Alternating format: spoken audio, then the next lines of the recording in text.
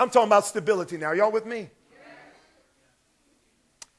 I want to read you something from a study that was done by some professors at the University of Wisconsin in conjunction with other professors at the University of Arizona. Here is part of their findings from over 8 years of research. And we're talking about young girls specifically because I'm going to take the pulpit privilege. I got 2 young girls, so I wanted to see how stability affects young ladies. We talked about dysfunction in men, instability in young ladies. Listen to this. For many young girls, 8-year study, a stable family life is one key factor to avoiding a number of serious health problems. They continue. Children's early experiences affect how they mature.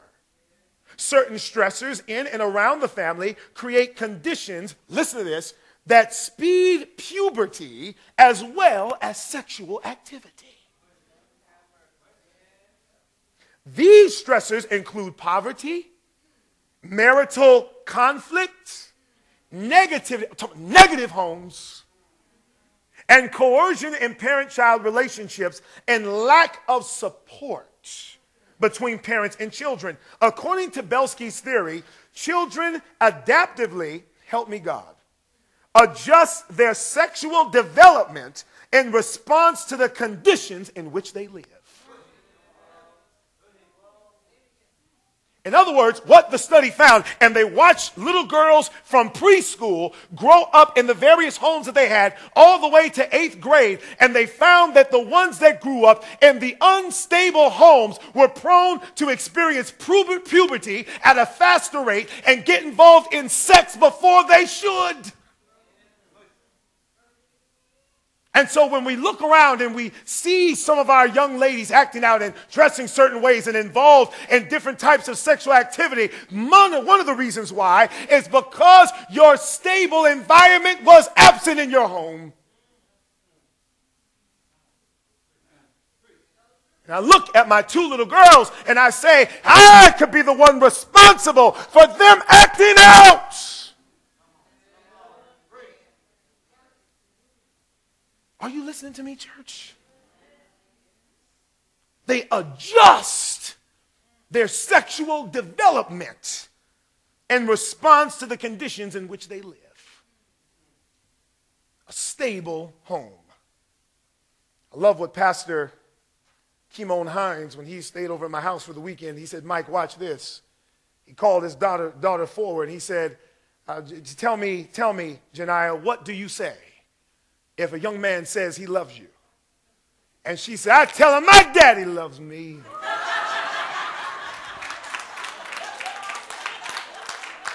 Come on, somebody. I don't need your love. It's all good. Daddy loves me. Stable home. Are y'all following me? What I want to do, I see my time. What I want to do is look at the characteristics of a stable family. Is that all right, everyone? Let's look at the characteristics of a stable family. Now, there might be others, but I've got 7. I put together 7 that I think will fit for the purpose of this sermon. Let's go ahead and turn our attention to the PowerPoint, characteristics of a stable family. Now, my class on PowerPoint said that you're only supposed to put 6 words on the screen pretty much at a time. There's going to be about 15 to 12 or to 20 because I want to make more slides. So y'all will just stick with me. Is that all right? Is that all right? Let's go. Characteristics of a stable family. Characteristics of a stable family. Let's go to the first one. Let's go to the first one. First one is what, everyone?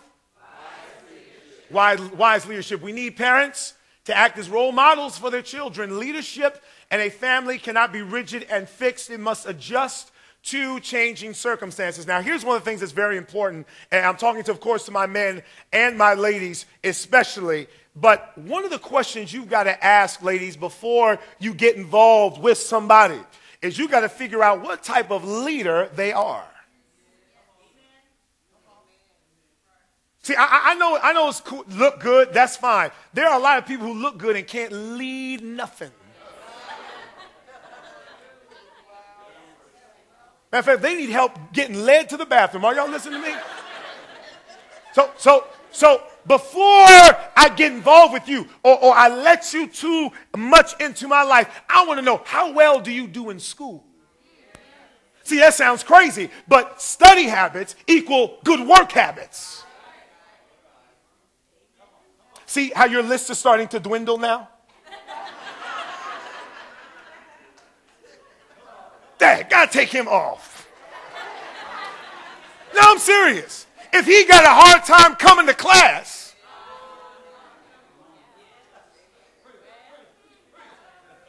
means he doesn't have his priorities in order. So when he gets into your home and y'all form a home together, what type of leadership is he going to show? Are you following me? When he has a job, can he hold it down?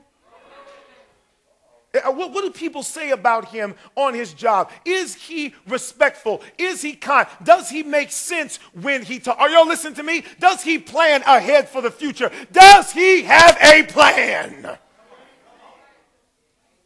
Because this gentleman that you're spending your time with, you are saying, is going to be the head of your household? And I'm going to be honest. I'm going to be honest. Lord, forgive me. I'm going to be honest.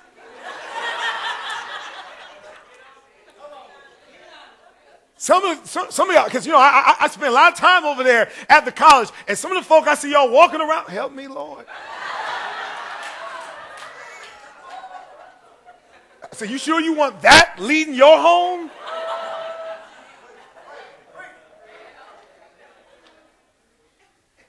I'm being honest, y'all. Because when they got it wrong on this end, those are the couples that come to me 10 years later.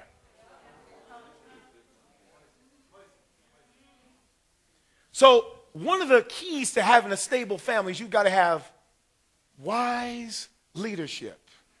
And you don't find that out after you say I do. You find that out before you say I do. Make sure that they're a wise leader. If that makes sense, let me hear you say amen. Let's go to another one. Let's go to another one. Showing affection. Showing affection. Yeah, that's why I picked that picture. A family must generate and give love in ways which show affection. The recognition can be through touch, words of affirmation, acts of service, quality time, or gifts. A stable family gives and shows love and appreciation for those who belong to it. Now, we got those 5 things from, of course, the 5 love languages. You've heard me preach on that before. We don't, I found, have a problem as families showing affection. I believe we have a problem showing the right affection. See, Gianna and Genesis would rather say, Daddy, instead of you bringing me home a Barbie or a coloring book or something like that, I would like for you to shut the computer down, turn off the cell phone, and just spend time with me.